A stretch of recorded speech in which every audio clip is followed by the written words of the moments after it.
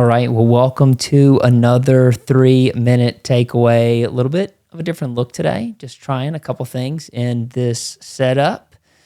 So we're going to see how it goes. I've got my 3-minute takeaway mug here full of topics, but there's not as many in here. It's starting to get low, so we might have to print out some new ones as we continue this daily journey together.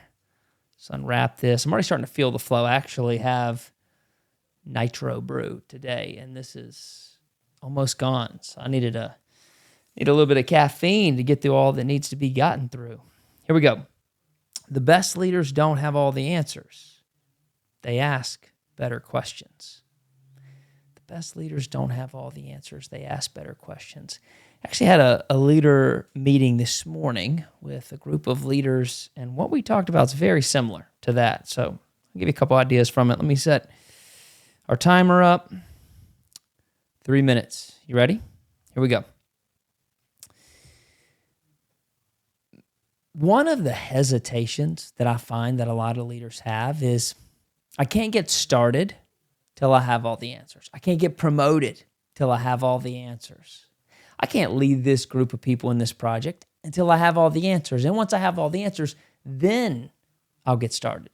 You know, the when I, then I trap. When I fill in the blank, then I'll fill in the blank. But what we have to learn in leadership and in life is you got to start before you're ready. You got to start before you're ready.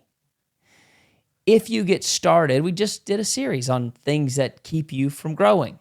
It's worth the watch. 12 excuses that we make to not grow. Well, this is the same thing in our leadership. If we make excuses, if we say when, and then, we fill in the blank there, and we let that keep us from starting, what's the chances we're going to learn? What's the chances we're going to do it? No, we're going to keep putting it off and putting it off and putting it off. So it isn't about having all the answers. Even though we think the answers are going to make us feel comfortable to move or comfortable to lead out from the front, that's actually not how it works. Asking great questions is how it works. So here's what I told this group of leaders. What I want you to do is I want you to find the people that you're developing. Maybe it's 2, 3, 4 people that you're developing. And I want you to ask them, what are their biggest concerns in this season? What are their biggest concerns when it comes to the expectation and the results that you need them to get?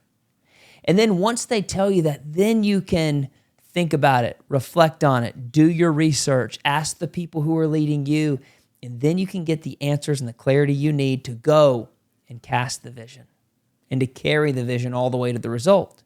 So it isn't that you have to have all the answers up front before you get started. You need to find out what the problem is for them, so then you can bring the answers, bring the solutions into what you're doing. So you can start before you're ready, because you don't need to have all the answers. You just need to know what they need to do in this moment, how you can help them get over the current obstacles that are standing in their way. And the truth is, when you really think about it, we're all going to learn together. We're going to learn together. It's the challenge that we go through together that grows us as a team, as an organization, as a group of leaders who are on the path to growth together. So you don't have to have all the answers. I want you to just think about, what are the challenges of the people who you're working with, and how can you grab those challenges, find the solutions, and lead them to the next level. Well, there it is. That's our 3 minutes together. Hope that helps. I hope you're going to go in today to your job, to your business, to your company, and you're going to ask, what challenges are we facing? And then you bring the solutions by asking the right questions. I'll see you tomorrow.